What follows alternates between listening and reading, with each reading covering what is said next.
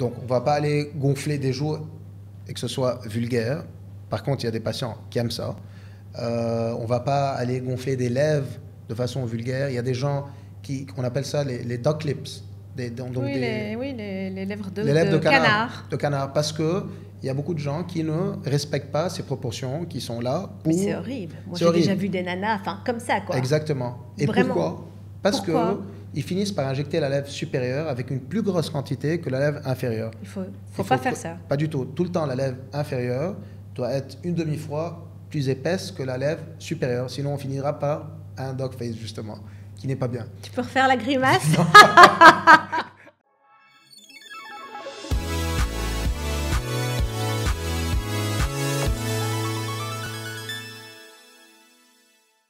Salut Raja. Salut Ribel. Tu vas bien aujourd'hui? Très bien, et toi? Merci de m'avoir aujourd'hui chez vous. Bienvenue dans mon podcast French Stuff. Merci. Tu es médecin ORL. Tout à fait. Et tu fais aussi la chirurgie plastique du visage. Tout à fait, exactement. Voilà. Mais donc avant de commencer, tu me dis un petit peu qui tu es? Voilà, donc j'ai fait mes études en médecine justement au Liban. Et puis j'ai fait mes sous-spécialités en Europe, en Belgique et puis à Montréal. Et de retour au Liban, donc j'exerce, comme tu l'as bien dit, l'ORL, donc tout ce qui a recours aux maladies. Enfin, je traite toutes les maladies qui sont liées aux oreilles, nez, gorge. Et vu que c'est dans le visage, donc je fais aussi la chirurgie plastique du visage. Donc tout ce qui est esthétique, cosmétique, injection Enfin, on va parler de tout ça, j'imagine. On va en revenir plus tard. Tout à fait. Ok, super, Raja, merci. Écoute, donc moi j'ai une question, je pense, qui est assez récurrente, surtout ici dans les Émirats et dans les pays du Golfe. Oui. Ok, donc la plupart des gens commencent à avoir des problèmes d'obstruction nasale. Oui. Ok, donc à ton avis, quelles seraient les causes et penses-tu que le climat du pays a un rapport avec ou pas? Tout à fait, c'est une très bonne question parce que la plupart des patients qui viennent nous voir en consultation ici viennent avec cette pathologie. Donc en fait, ils ont cette obstruction nasale et veulent mieux respirer. Ça peut être lié à beaucoup de choses, notamment le temps, le changement de temps, le temps qui est plutôt sablonneux ici, comme on peut dire. Donc tout ça cause certains changements dans le nez du patient et vont créer une obstruction nasale. Donc le patient vient chez nous pour mieux respirer. Donc ce qu'on fait, on donne un petit questionnaire au patient pour voir quelle serait exactement la cause de ces obstructions nasales. Donc ça peut être lié à une allergie, comme j'ai dit, à des fois une déviation de la cloison. Donc on a tous une petite cloison au milieu du nez. Cette cloison peut être déviée à l'intérieur du nez, d'un côté ou d'un autre. J'ai déjà entendu ça assez souvent, la déviation, en fait. Exactement. Comment ça se fait que Comment les gens ça se fait? Donc, une déviation? Une déviation. En fait, on est né avec un cartilage et un os qui se trouve au centre du nez. Avec le temps, des fois, ce cartilage se ramollit, devient plus fragile. Donc, il peut prendre une petite convexité d'un côté ou d'un autre. Ou bien suite à un traumatisme. Donc, à jeune âge, par exemple, on peut avoir reçu un ballon, un coup, ou bien on peut être tombé sur le sol. Et donc ça peut causer aussi une fragilité au niveau de ce cartilage qui va, du coup, prendre ou bien s'incliner d'un côté ou d'un autre et va obstruer le nez et la respiration. Donc le patient vient chez nous. Ce qu'on fait d'habitude, on insère une petite caméra à l'intérieur du nez parce que le nez n'est pas seulement ça. Il y a vraiment peut-être une dizaine de centimètres à l'intérieur. Donc, on va s'assurer et voir quelle est la cause de cette obstruction nasale. Est-ce que ce sont les cornets? Donc, on a tous des cornets aussi, à part la cloison au centre du nez. Oui. On a comme deux genres de cornets. Des cornets, c'est comme des doigts, si tu veux, de chaque côté. Donc, ça a le shape ou la forme d'un doigt. Ce sont des cornets, ces cornets-là, je veux dire, s'ils s'élargissent, ils vont aussi prendre la place ils vont obstruer le passage de l'air. Ces cornets peuvent grandir ou bien s'hypertrophier, comme on dit en termes médicaux, dû aux allergies, au changement de temps, et voilà. Donc là, on a recours des fois à la chirurgie si le traitement médical n'aide pas le patient. Et généralement, le traitement médical, c'est quoi? Bonne question. Donc le traitement médical va viser à diminuer la taille de ces cornets. Parce que la déviation de la cloison, on ne pourra jamais rien faire avec des médicaments parce que c'est quelque chose de solide. Donc il n'y a pas un médicament qui va venir et la rendre plus droite à cette cloison. Mais les cornets peuvent répondre à ce traitement qui est d'habitude des sprays nasales à base de corticoïdes, mais local. Donc le patient ne va ni grossir, on va même pas demander au patient de diminuer la consommation de sel ou quoi que ce soit. Donc ce sont des traitements qu'on donne d'habitude pour 1 ou 2 mois et on s'assure avec le patient à la fin de ce traitement s'il a répondu au traitement. Donc s'il respire mieux, s'il a les symptômes d'obstruction qui ont diminué, si les écoulements même nasales ont diminué. Parce que des fois, la congestion au niveau du nez peut causer cette obstruction. Et la congestion vient suite aux allergies, comme j'ai dit au tout début. Donc voilà. Et dis-moi, après le traitement, donc si le patient a répondu, ok, est-ce qu'il doit refaire ce traitement plusieurs fois? S'il a répondu, donc on peut aussi associer, c'est ce que j'ai omis de dire, des antihistaminiques, donc des comprimés contre l'allergie, additionnellement au spray nasal. Donc on fait un test d'habitude de 1 mois, et puis on arrête le traitement. Si on voit que le patient a bien répondu, et il est bien, il se sent bien, il respire mieux, donc c'est terminé. Peut-être qu'on aurait recours à refaire ça 1 ou 2 fois durant l'année. Mais si on voit qu'au bout de quelques jours, le patient se plaint à nouveau d'obstruction nasale, donc là, on va procéder, on va avancer dans notre prise en charge. On demandera un scanner pour voir s'il n'y a pas de congestion de sinus, aussi chronique. Donc s'assurer encore plus au niveau de la déviation, voir jusqu'à où à 7 ans. Et voilà, tout ça pour améliorer le traitement pour mieux respirer finalement. Donc ça, c'est par rapport à la déviation nasale. Et la taille des cornets. Et la taille des cornets. Et généralement, donc, la taille des cornets, ça a un lien avec les allergies ou la poussière ou autre. Par exemple, ici, il y a énormément de sable, tu vois, et donc des fois, il y a des tempêtes de sable à Dubaï, tu as aussi l'humidité. Tout à fait, ça peut irriter les cornets. Ça peut irriter les cornets. Voilà, et tu aurais un petit conseil ou quoi à donner? Moi, ce que je conseille à mes patients ici, d'habitude, surtout dans ce climat, c'est de tous les jours d'utiliser des sprays nasales à base d'eau de mer, d'eau salée. Pour se nettoyer le nez? Pour se nettoyer, c'est comme si on prenait une douche normale. Mais ça n'assèche pas? Pas vraiment, au contraire, ça va bien hydrater le nez. Par contre, les corticoïdes peuvent assécher le nez. Mais les sprays à base d'eau salée, au contraire, ça va aider à éliminer tous ces allergènes et toutes ces saletés qui sont ces petites particules dans l'air qui vont venir se coller à ces cornets et créer des allergies par contre aussi. Donc on peut les utiliser tous les jours, il n'y aura pas de problème? Aucun problème. Ok, ça va. On va commencer alors. Parfait. Ouais, non, c'est très bien. Moi, je trouve que c'est pas un remède, mais c'est comme un soin de tous les jours. C'est ça. Voilà. C'est comme mettre sa crème hydratante. Exactement, exactement. Surtout dans des climats pareils comme ceux-là ici. Donc c'est important. C'est très important. Très bien. Important, ouais. Parfait. Et dis-moi, Raja, tu es aussi spécialisé pour tout ce qui est cancer de la gorge. Tout à fait. Ok, tu veux bien m'en dire un petit peu plus? Donc, combien de types de cancers il y a et donc voilà, étant ORL, donc je m'occupe, ma sous-spécialité, c'est les cancers comme tu dis, donc de la gorge, du nez, de la cavité orale. Donc le patient, à la base, ne sait pas s'il a un cancer ou pas, mais il vient avec des symptômes qui sont spécifiques. Il nous dit, par exemple, je sens au bout de ma langue une petite induration, quelque chose qui durcit depuis 2-3 mois. On demande au patient s'il est fumeur, s'il n'est pas fumeur, s'il boit de l'alcool, s'il n'est pas alcoolique. Tout ça, ce sont des facteurs, donc surtout cigarettes et alcool, qui favorisent l'apparition des cancers. Mais ça ne veut pas dire que tous les gens qui fument vont développer un cancer, non. Et dis-moi, la cigarette électronique contient aussi de la nicotine. C'est toujours mieux que la cigarette normale, mais il y a toujours de la nicotine dedans. Donc, ce n'est pas vraiment la solution. Parce qu'il y a des gens qui finissent par fumer beaucoup plus tout ce qui est vapes et tout ce qui est cigarettes électroniques, mais ça, c'est pas bien du tout. Donc, ça, c'est concernant, par exemple, les cancers de la bouche. Des fois, il y a des patients qui viennent avec des changements de voix. Comme vous savez, les cordes vocales sont au niveau de la base de la gorge. Donc, ces changements de voix, quand ils sont chroniques, donc pendant plus de 2-3 semaines, des fois, le patient se plaint pendant 1, 2, 3 mois, on fait une petite fibroscopie, donc on introduit une petite caméra à l'intérieur de la gorge, qui se fait en clinique, ça prend quelques minutes, et qui ne fait pas mal. Et on voit l'état des cordes vocales, si tout est bien, s'il y a des choses qui sont suspectes, des lésions qui sont plutôt bénignes. Donc là, on pense à faire une petite biopsie qu'on enverra au laboratoire pour analyser et voir justement s'il y a des cellules cancéreuses ou pas pour attaquer directement. Ok.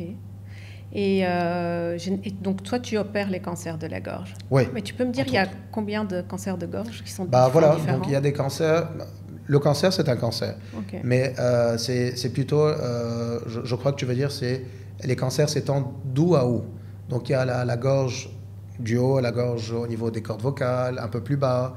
Tout ça, ce sont les mêmes cellules cancéreuses, donc c'est la même pathologie, mais qui se traduit à différents endroits, différentes locations, comme on dit en anglais, au niveau de la gorge, au niveau de la cavité buccale, au niveau des sinus, au niveau même du nez. Et voilà, des fois les cloisons, on peut développer justement aussi des cancers dessus. Donc ça peut venir n'importe où, dépendamment des symptômes du patient et bien entendu de la prise en charge, du bilan à faire. Et puis, et généralement, les cancers de la gorge, c'est plus bénin ou malin? Donc cancer, par définition, c'est quelque chose qui est... disons, les tumeurs peuvent être bénignes ou malignes. Oui. Donc, les tumeurs malignes, on appelle ça automatiquement un cancer. Très bien. Donc, quand on dit cancer, c'est plutôt des cellules qui commencent à se propager dans le corps ou métastase. On appelle ça une métastase. On a des tumeurs bénignes comme des tumeurs malignes au niveau de la gorge. Donc, on a un peu de tout pour répondre à ta question.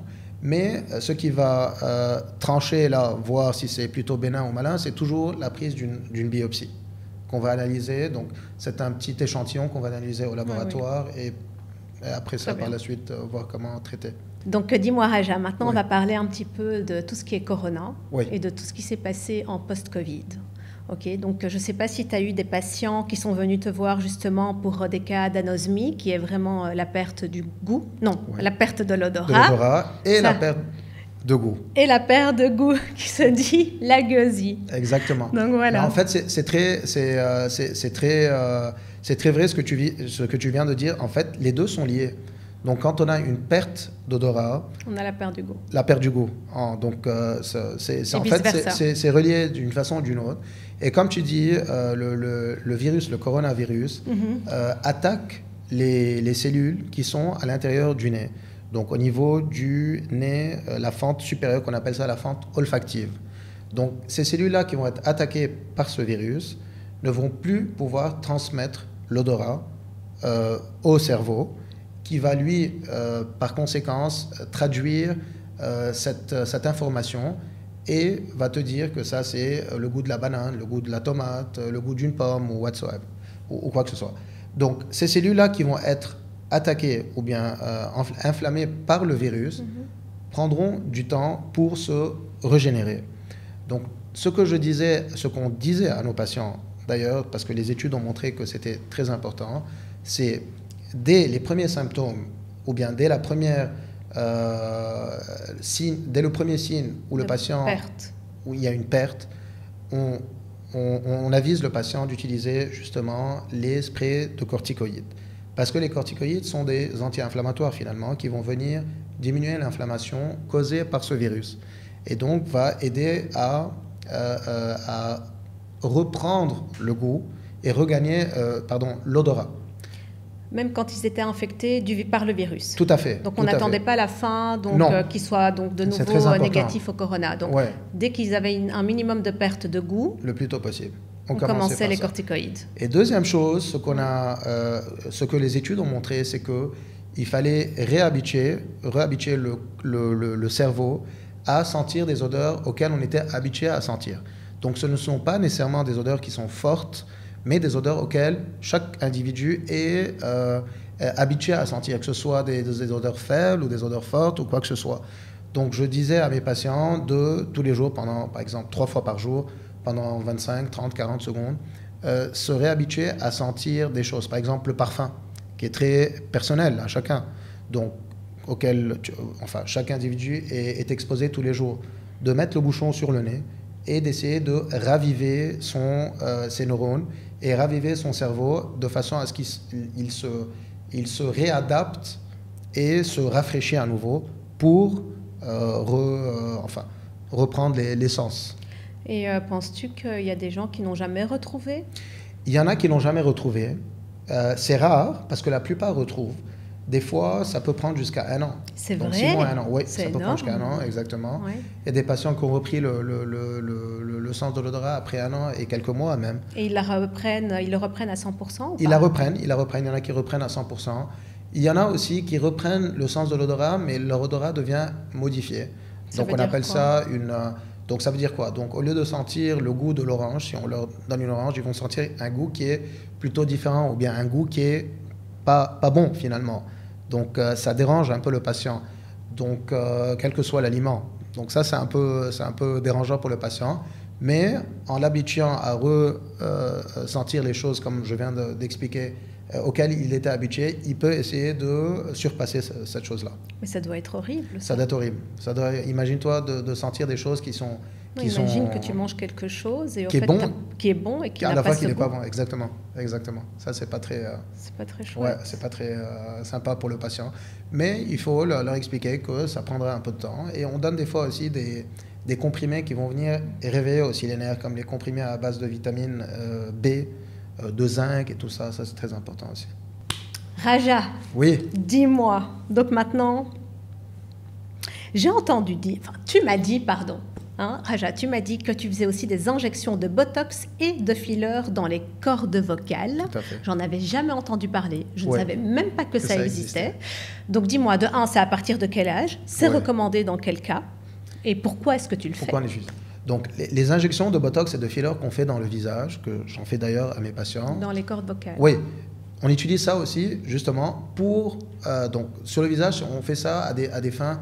cosmétiques. Oui. Mais au niveau des cordes vocales, c'est pour des buts plutôt qui sont plutôt médicales. Donc, une patiente qui va venir me dire « Please, je veux faire un peu de Botox dans les cordes vocales », on ne va pas le faire quand même, à moins qu'il y ait un problème médical.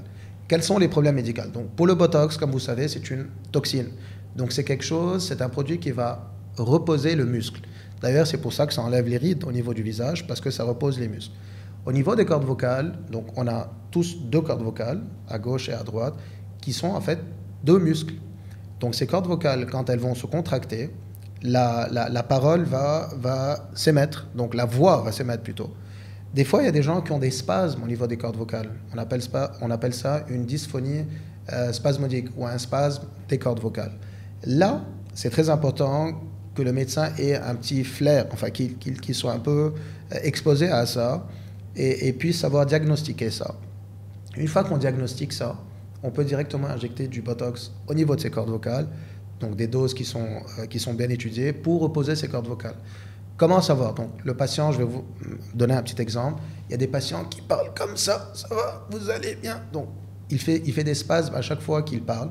Là, on injecte ces petites doses de cortisone pour pouvoir reposer cette tension qui est plus qu'il ne le faut et qui fait que ces cordes vocales vont être plus relaxes et donc la voix va être nettement meilleure. Et donc ça, c'est avec le Botox. Ça, c'est avec le Botox. Et quand tu fais des injections d'acide hyaluronique, le filler, c'est aussi à un but médical. Oui. Mais là, c'est par contre pour autre chose. Donc des fois, on a des paralysies qui se font au niveau des cordes vocales. Donc au lieu qu'elles s'approchent l'une contre l'autre pour émettre la voix, il y a une corde qui est plutôt faible, qui ne bouge pas, qui est immobile et qui est plutôt latéralisée vers un côté. L'autre corde vocale qui va essayer de venir cogner cette corde vocale, n'y arrivera pas puisque l'autre est immobile. Donc on donne un peu de volume à cette corde qui est immobile pour justement essayer de la rapprocher le plus, sans vraiment la rapprocher de façon mécanique, mais vu qu'elle prend plus de volume, elle sera automatiquement plus capable, si tu veux, de toucher l'autre corde vocale pour que la voix puisse s'émettre. Et donc, par exemple, tu aides des patients dans quel cas qui font Dans ça, quel cas? Donc, les gens qui ont des paralysies quelconques. Okay. Des fois, il y a des gens qui ont des paralysies dues à des virus qui viennent attaquer comme ça pour aucune raison. Suite à des chirurgies au niveau du cou. Donc, le nerf qui vient innerver ou bien qui vient commander cette corde vocale pour cogner l'autre corde vocale devient lésé à cause, par erreur ou bien à cause d'un œdème, par erreur chirurgicale, je veux dire, ou bien à cause d'un œdème, ou bien quelle que soit la cause. La corde qui va être plutôt immobile, là, on va venir et injecter du filler dessus. Et c'est une nouvelle technique? Ça existe depuis combien de temps, ça, le filler dans les cordes vocales et le Botox? C'est vrai, c'est un peu nouveau comme concept, mais ça se fait depuis quelques années maintenant. Ça se fait depuis quelques années. Ça a été approuvé partout? C'est approuvé, c'est approuvé. Il y a longtemps, on injectait du fat, de la graisse dans ces cordes vocales pour... La graisse de quoi? La graisse humaine, qu'on injecte dedans, pour justement donner plus de volume. Maintenant, avec le filler, on a des aiguilles qui sont déjà remplies, qu'on peut acheter des pharmacies ou bien des concessionnaires. Et ces injections se font même au cabinet, donc sous anesthésie locale. Moi, je l'ai fait sous anesthésie locale, donc le patient vient, ça me prend à peu près une vingtaine de minutes, j'anesthésie un peu la région, j'introduis une caméra, donc je suis bien guidé à travers un écran, et j'injecte mon produit à l'intérieur, et je vois la corde vocale bien gonflée. C'est terminé, le patient quitte au bout d'une demi-heure, et c'est bon. Pareil pour le Botox aussi. Et il doit faire ça tous les combien de temps? Voilà, donc le filler dure à peu près 1 an. Mais il y a des patients qui métabolisent, donc qui détruisent le filler un peu plus rapidement. Il y en a qui détruisent un peu moins rapidement. Donc on va dire en 12 et 14 mois d'habitude. Mais le Botox dure moins. Le Botox dure, disons, 4-5 mois. Comme pour le visage. Raja, on va passer au côté esthétique maintenant du visage. Donc, dis-moi, pour ça, je vais prendre ma petite feuille, si tu veux bien. Vas-y, s'il te plaît. Donc, tu es ORL qui est spécialisé dans la plastie du visage.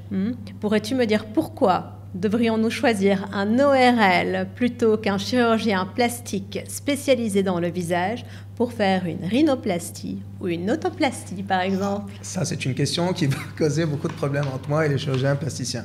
Non, mais moi, mon avis sur ça, cette...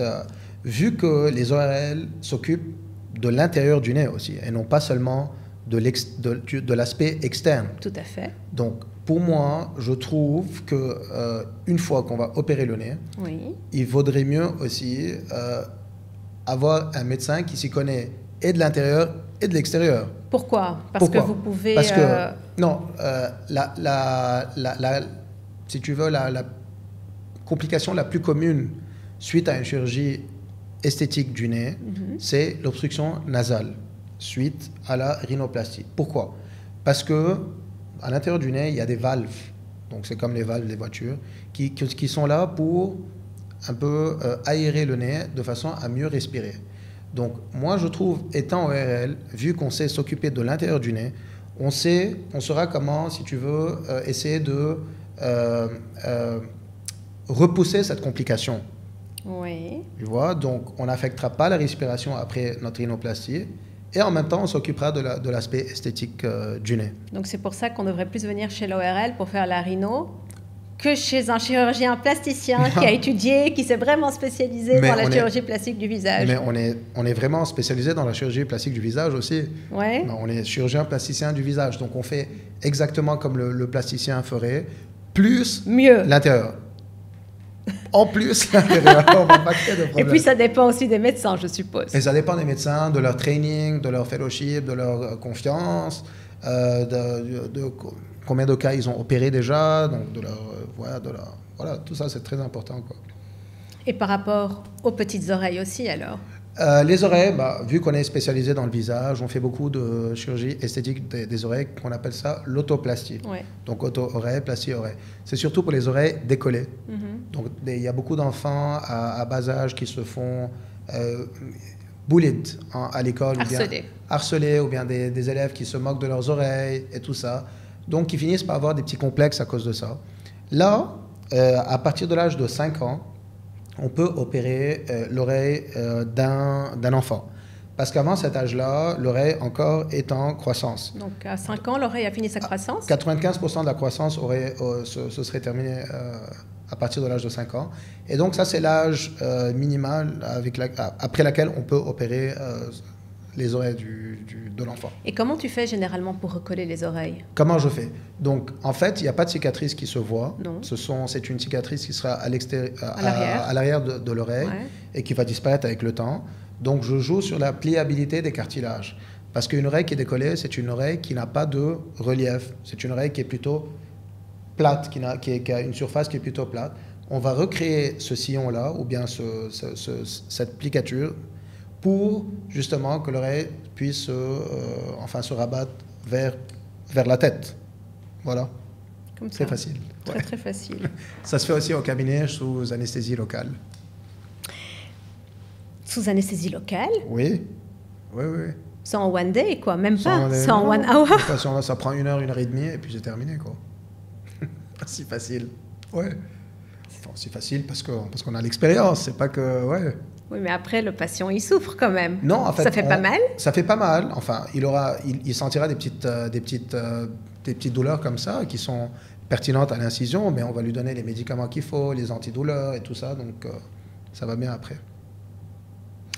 Donc la chirurgie plastique est devenue de nos jours un phénomène de société normale. Oui. Ok. Est-ce que ça a des conséquences à long terme? Et je parle vraiment par rapport au visage, là. Est-ce que tu parles des injections ou bien de la chirurgie? Je parle de tout. De tout. Donc j'ai envie vraiment qu'on parle C'est une très bonne question, en fait. Ouais. Et de la chirurgie. De la chirurgie. C'est une très bonne question. On va commencer par les injections parce qu'il y a beaucoup de patients qui finissent par se faire injecter n'importe quoi dans le visage. Donc, je dis toujours à mes patients, où qu'ils soient, il faut toujours être traité par un médecin qualifié qui va savoir quel produit il va utiliser, quelle marque il va utiliser. Parce que des études sont faites concernant ça, qui ont montré que les mauvais produits vont créer des effets néfastes sur le visage. Donc, des infections, du pus, des abcès et tout ça. Et ouais, on en voit beaucoup, on corrige beaucoup. Parce que le patient va aller, il va croire que s'il va payer moins cher, il croit que c'est le même produit. Non. Un médecin est des fois plus cher, donc charge le patient plus cher parce que le produit est plus cher, de 1. De 2, parce qu'il a son expérience. Et de 3, parce qu'il saura où injecter. Donc aussi, il faut éviter les parties où il y a des nerfs, des artères et tout ça, parce qu'on peut avoir beaucoup de problèmes. Donc les vaisseaux peuvent s'obstruer. Donc on peut avoir une obstruction au niveau des vaisseaux à cause du filler. Et on peut, dû à ça, avoir des problèmes de vision, de cécité. Il y a beaucoup de gens qui ont ça. C'est vrai? Oui. Parce que les vaisseaux sanguins qui sont là pour nourrir les organes vont être obstrués. Et donc, cet organe ne pourra plus être nourri. Et donc, va mourir, l'organe. Pareil pour la peau. Donc, on peut avoir des nécroses, on appelle ça de peau. Donc, la peau qui ne va plus être bien nourrie va mourir aussi. À mourir. Exactement. Pareil pour le nez. Dans ce cas-là? Dans ce cas-là, il faut directement aller chez un médecin qui est qualifié. Un dermatologue? Non. Que ce soit un dermato, un chirurgien plasticien ou un ORL qui a fait la chirurgie plastique. Ah, donc il faut repartir chez un plasticien du visage. Du visage, exactement, qui va lui-même injecter un produit qui va directement faire fondre ce produit-là qui a été mis.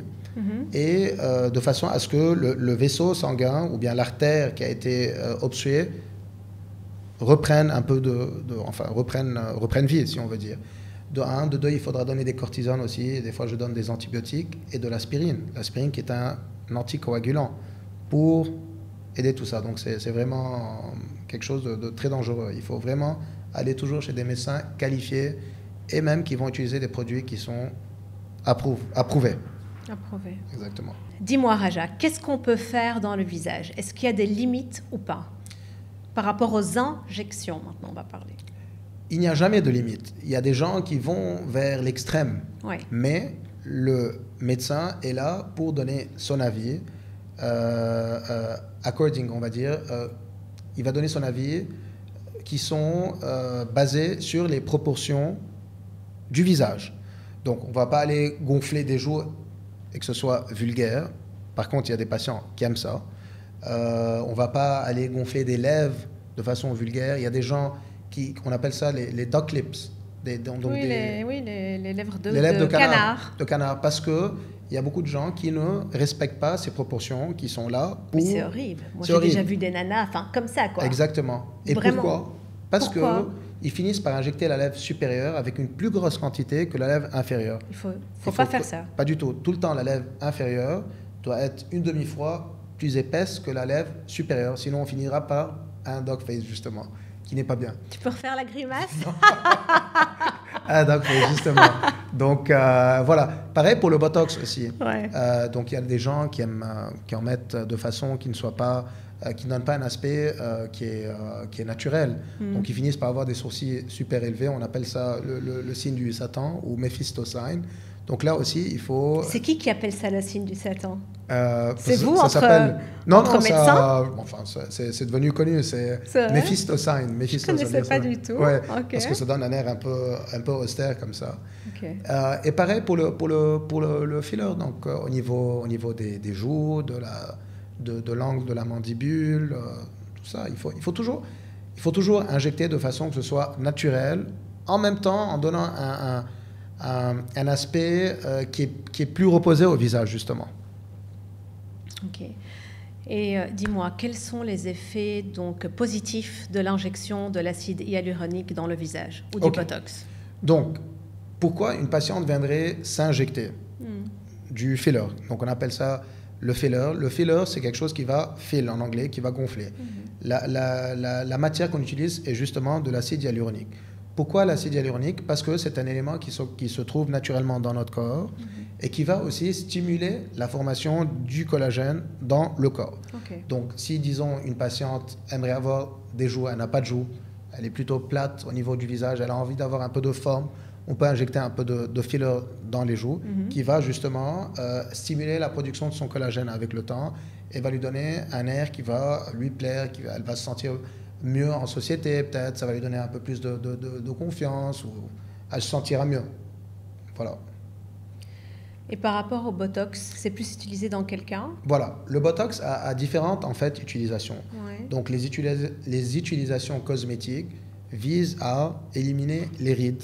C'est pour ça qu'on en met sur le front, pour éliminer les rides et pour un peu relever un peu les sourcils qui sont un peu tombantes, pour donner un air qui est plus joli. De un. De deux, des raisons médicales. Donc, on injecte du Botox pour les tensions musculaires au niveau du cou, par exemple, pour relâcher un peu les tensions au niveau du cou, pour les migraines, pour la comment on dit, le sweating, le fait de transpirer, la transpiration. Donc, on injecte au niveau des aisselles. Mais c'est pas dangereux? Non, parce qu'on met des doses qui sont vraiment bien moins minime que les doses qui sont toxiques, quoi. Donc, disons, les doses toxiques, je vais jeter comme ça, sont de 2000 unités, on met, ou même plus en fait, 20 000 unités, on met quelques centaines d'unités, sans plus que ça. Donc, transpiration, migraine, cosmétique, cervicale, corde vocale, comme on a dit, et des fois, il y a des gens qui transpirent des mains. Énormément, et des pieds, donc on fait ça aussi. Et surtout, et je remarque ça dans ma pratique, parce qu'on vit dans des moments qui sont... avec la vie qui devient plus stressante, il y a beaucoup de gens qui commencent à grincer des dents, donc à cause du stress. Oui, notre mâchoire, elle est comme ça, elle est serrée. Elle est grincée. Quoi. Ils se réveillent le matin, ils sentent une douleur là. On a mal à la mâchoire. Exactement, parce que les muscles qui viennent s'insérer à la mâchoire deviennent tendus et crispés. Et ça abîme les dents en fait. Donc ce qu'on fait, il y a beaucoup de dentistes qui m'envoient ces patients, j'injecte du Botox au niveau des muscles qui vont venir... Relâcher. Le Botox va venir relâcher ces muscles, oui. Justement, pour que le patient se sente un peu plus à l'aise. Parce que ça, seul aussi, peut causer des migraines de tension. Mais est-ce que ça va changer l'aspect du visage, justement, quand tu fais des injections comme ça, par rapport aux migraines ou par rapport, justement, aux mâchoires crispées? Au niveau des mâchoires, ça peut, vu que le muscle devient un peu moins crispé, donc moins gonflé, donc vu qu'il va rapetir un peu ce muscle, il y a des patientes qui le font simplement... Ça va creuser. Pas vraiment, ça fait jamais un creux, mais ça peut donner une forme, une forme à la mâchoire qui va être un peu moins gonflée, donc un peu plus carré, plus prononcé, plus joli. Mais ça ne donne pas vraiment cet effet, mais ça peut aider. Parce que justement le muscle devient moins épais. Et dis-moi, généralement, d'un point de vue esthétique, est-ce que tu injectes du Botox à ces endroits-là pour refaire quelque chose, pour moduler le visage? Oui, mais justement, pour ça, on injecte du Botox. Non, mais si tu n'as pas de problème de mâchoire, si ta mâchoire n'est pas crispée, est-ce que généralement tu le fais pour affiner le visage? Oui, on peut. On peut au niveau de ces mêmes muscles-là, même si le patient ne se plaint pas de grincement et n'a pas de douleur au niveau. Et dans ce cas-là, ça va pas, vu que le patient n'a pas de problème donc de mâchoire et de... Non, parce qu'on met des doses vraiment minimes. On mettrait un peu moins que si quelqu'un grince des dents. justement. Okay. Et on peut injecter aussi du Botox au niveau de la base du nez pour ne pas justement que le nez, il y a des gens quand ils sourient, leur le nez descend. Oui. Donc on injecte du Botox au niveau du muscle qui va ne plus faire traction vers le nez vers le bas, quoi. Du nez vers le bas. Exactement. C'est dingue, il y a plein de beaucoup de choses. Quoi d'autre? Continue. Quoi d'autre? J'injecte aussi, pour les gens qui salivent énormément, j'injecte du Botox au niveau des glandes salivaires. Mais non. Si, j'injecte ça pour que ça diminue de cette excitabilité, si tu veux, enfin grossièrement parlant, de ces glandes salivaires. Mais il y a eu des études pour ça? Oui. Comment est-ce qu'ils ont trouvé que le Botox, en fait, allait réduire la salive au niveau de la bouche? Parce que voilà, le Botox est un relaxant musculaire. Oui. Donc les glandes salivaires qui vont sécréter, comment elles sécrètent? La puissance qu'elles ont pour sécréter vient à travers des muscles, entre autres. Donc ces muscles-là, on va les relâcher et la production aussi de la salive va automatiquement aussi diminuer aussi. Et une autre chose cosmétique. Vas-y. Une autre chose. Il y a des gens qui ont beaucoup on va pas dire ça des rides, mais elles ont des muscles au niveau du cou qui sont aussi crispés. Donc elles ont comme une sorte de bande à la verticale, exactement. Ah. Là, on injecte du Botox pour reposer un peu le muscle et le cou. Mais ça doit faire mal. Pas vraiment, ça prend vraiment quelques minutes. C'est aussi rapide que l'injection au niveau du front. Et dis-moi, pour les rides à l'horizontale, tu fais quoi? Pour les rides à l'horizontale, justement, mais ça c'est une bonne question. Pour les rides à l'horizontale, on met du filler parce que on va vraiment, si tu veux, gonfler ou bien, enfin, pas gonfler, mais compenser ce petit creux qui est là, qui est la ride. On met un peu de filler, mais de façon très minime. Et tu ferais combien de piqûres, en fait? Ça dépend de la profondeur. Me regarde pas comme ça. J'arrive pas parce qu'il y a un Me regarde pas. Non, mais ça dépend de chaque patient, ça dépend de combien il est dérangé par ça, de la profondeur de ses rides et tout ça, ouais. Et j'injecte aussi parfois au niveau des coins de la bouche. Donc il y a des gens qui ont des coins de bouche qui sont un peu tombantes et qui donnent un aspect un peu triste. Ouais. Donc on ajoute 2 petites gouttes ici. Et alors ça va faire monter? Non, pas vraiment. Ça va remonter de, disons, 2-3 mm, mais sans plus. Ça va donner un petit... En tout cas, je pense que tout est permis sauf la bouche de Donald Duck. Sauf la bouche de Donald Duck, avec le filler. Exactement. Et ça, j'en vois de plus en plus, en fait. C'est ça c'est le problème.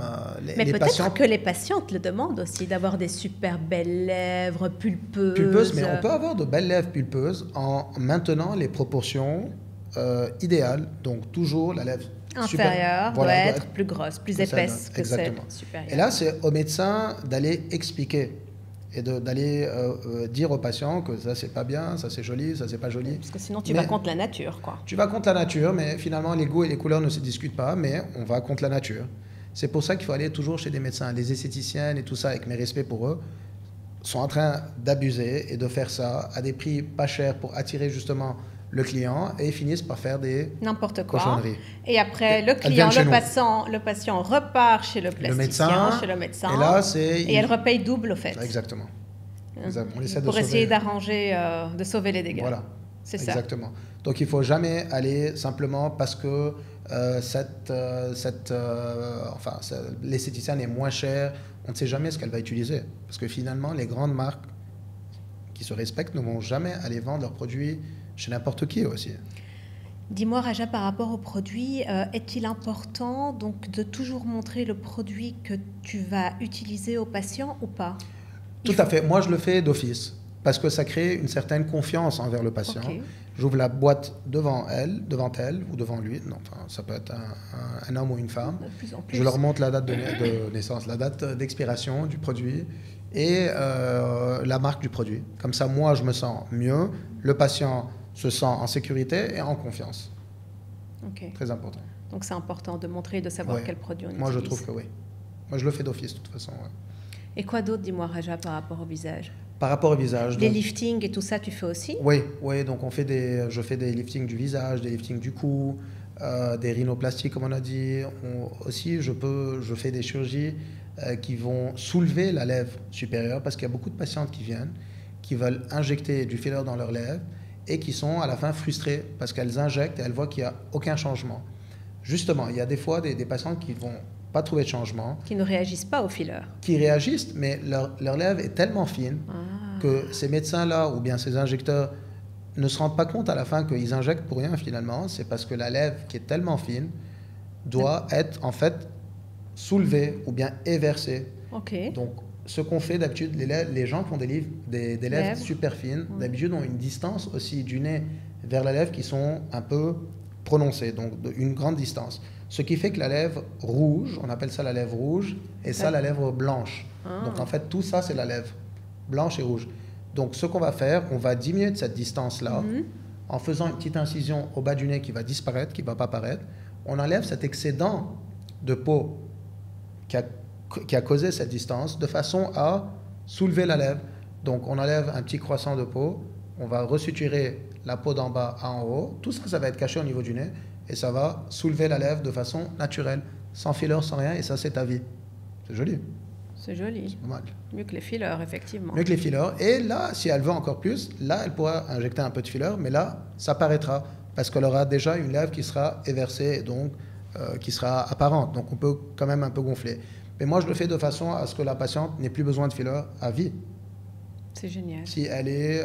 Si elle répond à ces critères que j'explique d'habitude aux patients. Et il y a des patientes qui vont venir te le demander, même si elles ont d'agrandir leurs lèvres comme ça de manière naturelle, même si la proportion de la lèvre est tout à fait normale ou pas? Non, parce que si la distance du bas du nez est déjà... enfin, c'est une bonne distance. Si on va rapetir encore cette distance, ça sera trop proche du nez. Donc, ça sera pas... Enfin, quand tu vois la patiente, ça sera pas joli de diminuer encore plus cette distance. Et j'ai lu aussi donc, les personnes qui ont une petite bosse au niveau du nez, que vous pouvez même, avec les injections, faire quelque chose. Exactement. Mais qu'est-ce que tu vas faire? Donc, ce qu'on fait, donc s'il y a une petite bosse, donc, au niveau du profil, on voit que la patiente a une petite bosse, on injecte en amont et en aval, de façon à ce que ce soit, enfin, plus haut et plus bas. Non, si disons ça c'est la bosse, on injecte juste au-dessus, juste en bas, de façon à ce que ce soit visuellement une ligne droite finalement. Mais qu'est-ce qui va se passer? Est-ce que c'est la bosse qui va... La bosse sera toujours là. Elle sera toujours là, mais donc tu vas créer du volume. Le creux qui est en bas et qui est au-dessus, on va créer un peu de volume, que ce soit à la même, si tu veux, à la même hauteur, on peut dire. Ouais. Mais donc ça ne va pas justement agrandir le nez? Non, ça va augmenter la hauteur. Donc là aussi, le médecin doit être aussi professionnel dans ça, il doit s'y connaître parce qu'aussi on peut avoir aussi des complications. Donc le nez aussi contient des vaisseaux qui peuvent être comprimés par cet acide hyaluronique, ce filler, et qui va créer aussi des nécroses au cas où cette peau ne va pas être bien irriguée par ces vaisseaux. Donc là, il faut vraiment mettre des petites doses. Il faut aller, je redis, chez des gens qui sont professionnels dans ça, qui utilisent de bons produits, compétents et qui s'y connaissent dans cette région. Parce que même en injectant au niveau du nez, il y a des patients qui ont eu une cécité au niveau des yeux, parce qu'il y a des vaisseaux qui se propagent un peu partout. Très important. Mais pour toi, c'est rare d'avoir ça si le médecin s'y connaît. Oui. Mais ça veut dire quoi pour toi s'y connaître? S'y connaître, donc connaître bien l'anatomie, avoir fait un bon training durant ses études médicales. Mais même malgré ça, la complication existe. Mais au lieu d'avoir 20 complications sur 30 patients, on aura une complication sur 100 patients. Et là, automatiquement, le médecin sait comment corriger ça. Donc, s'il dit au patient, si le patient remarque qu'il y a un changement de couleur au niveau de sa peau durant les quelques heures qui suivent l'injection ou une douleur ou quoi que ce soit, que le patient appelle directement, contacte le médecin, venir chez lui au cabinet pour faire fondre ce produit. Mais donc, les patients qui font ça ne restent pas chez toi. Ils retournent directement à la maison. Donc, tu n'attends pas de voir s'il y a quelque chose. Non. Ok, très bien. Et je pense que c'est les dernières innovations, ça, en chirurgie plastique médicale ou pas? Ou il y en a d'autres? Tout ce qui est filler et botox. Qu'est-ce qu'il y a encore de nouveau? En fait, tout ce qui est méconnu. Il y a les fils tenseurs aussi qui s'utilisent pour un peu tendre la peau. On appelle ça le thread lift. Et ça, c'est quand c'est ridé? C'est quand c'est... avec le temps, qu'est-ce qui se passe? On perd tous un peu de graisse dans le visage, ce qui fait que la peau, ça va tomber, parce qu'on n'a plus cet effet de graisse qui va soulever. C'est pour ça que les femmes d'un certain âge ont recours au filler pour recréer ce genre de fat. Enfin, c'est comme si la graisse, on restimulait la présence de la graisse. Mais malgré ça, des fois, on a les bajoux qui commencent à se former Et donc là, si la patiente ne veut pas faire de lifting, on peut mettre un fil à ce niveau-là qui va tendre la peau vers le haut. Bien sûr, les indications doivent être là. Ça ne peut pas s'appliquer à tout le monde. Non. Non. Et c'est à partir de quel âge? Pour moi, les fils, l'âge, l'idéal, c'est entre 30, 35 jusqu'à 45. Après ça, ça dépend aussi des patients, de la qualité de la peau et tout ça. Mais à partir d'un certain âge, la peau, c'est fini, commence à devenir un peu plus flasque, plus molle. Donc, on a beau mettre des fils, ça ne va rien faire. Il faut avoir recours à un lifting si la patiente le désire. Mais donc, c'est ça. Donc, imagine donc, que des patientes n'ont jamais touché à leur visage, n'ont jamais rien fait. Et elles arrivent à un certain âge, 60, 65 ans, ce qui est encore jeune de nos jours. Et donc, elles viennent, par exemple, chez toi. Et donc, elles sont, comme tu as dit, c'est un petit peu affaissé. Il n'y a plus de... C'est une très bonne question, en fait, de tonicité. Il n'y a plus de merci, voilà, il n'y a plus de tonicité. Et donc, justement, qu'est-ce que tu vas leur conseiller? Est-ce qu'il faut faire filler, botox, fil, ou alors directement un vrai bon lifting, quoi? C'est une très bonne question, parce que plus la patiente commence à faire ces choses-là, mais de façon modérée, je veux dire, à bas âge, comme le botox, pour les rides. À partir de quel âge? Il n'y a pas vraiment d'âge. Il y a des gens qui ont il y a des femmes ou des jeunes filles qui ont des rides à l'âge de 23 ans, 24 ans, 25 ans. On peut mettre de petites quantités de botox, il n'y a aucun problème. Pour justement éviter que cette ride devienne prononcée. Et à un moment, je dirais à la patiente, écoutez, vous êtes venu, vous avez, disons, 45 ans ou 50 ans, votre ride est très prononcée. Je vais vous dire très honnêtement, si je vous injecter, rien ne va se faire. Parce que justement, vous avez repoussé le fait d'injecter du botox sur votre visage, que ça ne donnera plus d'effet. Donc moi, je dis aux patients, il n'y a pas d'âge pour ça. Il y a beaucoup de patients qui viennent chez moi et me disent, oui, mais docteur, j'ai 30 ans, c'est trop tôt. Mais il n'y a pas de trop tôt. Si la ride est là, c'est qu'elle est là. Mais s'il n'y a pas de ride, il faut ou pas? Pas vraiment, mais on peut mettre quelques doses préventives. Donc on appelle ça du baby botox. On peut mettre quelques unités, justement. C'est comme si on mettait de l'écran solaire. Ou comme quand on commence à mettre de l'antiride à partir de 15 ans, quoi, c'est ça?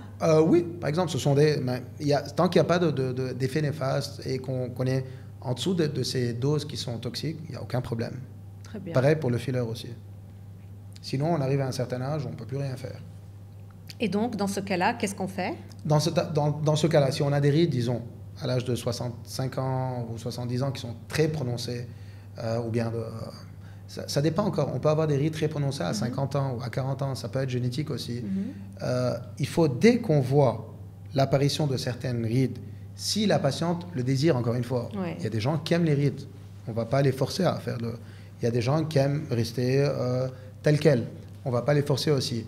Mais si elle le désire, on peut commencer dès la première apparition des rides, que ce soit à 20 ans, 23, 24 ou bien à 40 ans. Sinon, après ça, on ne peut plus rien faire pour le botox. Et donc, tu fais ça à vie, en fait? On fait ça à vie. Plus on le fait tôt, moins il y en aura. Moins il y en aura et moins... on n'aura pas besoin de mettre de plus grosses doses. Bien qu'il y ait une théorie que plus on en fait, plus on peut développer une résistance. Tout à fait. C'est pour ça, autant commencer avec des petites doses et non pas mettre des doses énormes. Et puis, petit à petit, voir comment ça progresse. Très bien. Ouais. Super. Écoute, Raja, je pense qu'on a un petit peu parlé de tout. On a parlé et de ton côté donc médecin ORL et de ton côté donc chirurgien plasticien du visage. Tout à fait. Et écoute, moi je te remercie énormément d'être venu. Est-ce qu'il y a quelque chose ou un petit conseil par contre que tu aimerais donner aux personnes qui nous écoutent? Merci à toi déjà encore pour m'accueillir ici. C'est un plaisir. Voilà, on a un peu couvert un peu tout. Le conseil, c'est toujours en chirurgie plastique, faire tout en modération. Et pour tout ce qui est maladie, ne pas faire traîner une maladie, mais, comme on dit, prévenir, c'est guérir. Donc, dès les débuts de quelques symptômes, que ce soit quelque chose de bénin ou quelque chose de plutôt qui va progresser, autant ne pas dire non, on ne va pas aller chez le médecin, on a peur d'aller chez le médecin, pour ne pas justement finir avec des pathologies qui deviennent plus graves, plus prononcées. Donc, autant prévenir que guérir. Ok. Et donc, dis-moi, Raja, parce que tu as dit au début que tu étais médecin au Liban, mais en fait, je précise que nous sommes à Dubaï et qu'il exerce aussi à Dubaï. Okay. Donc, tu veux bien me dire comment on fait pour te joindre? Voilà, donc au Liban, je travaille dans un hôpital, dans un centre hospitalier universitaire qui s'appelle l'hôpital Saint-Georges. Et ici, je suis à l'hôpital Clémenceau. Mais j'ai ma page aussi Instagram, donc les patients qui sont intéressés, même à me poser des questions, peuvent me joindre sur Instagram, même si c'est juste quelques questions banales ou quoi que ce soit. Et je réponds. Et je réponds. Elles sont les bienvenues à venir, ou bien ils sont les bienvenus à venir aussi en consultation pour plus d'informations. On notera tout ça. Donc, je noterai tout ça en bas de la page. Ben voilà. Écoute, moi, je te remercie énormément d'être venu. Merci à toi, Ribel. Thank you. Merci à toi. Salut. Ça m'a fait plaisir. Moi aussi. Et écoutez, j'espère que ce podcast avec le docteur Raja Fakhouri vous a plu.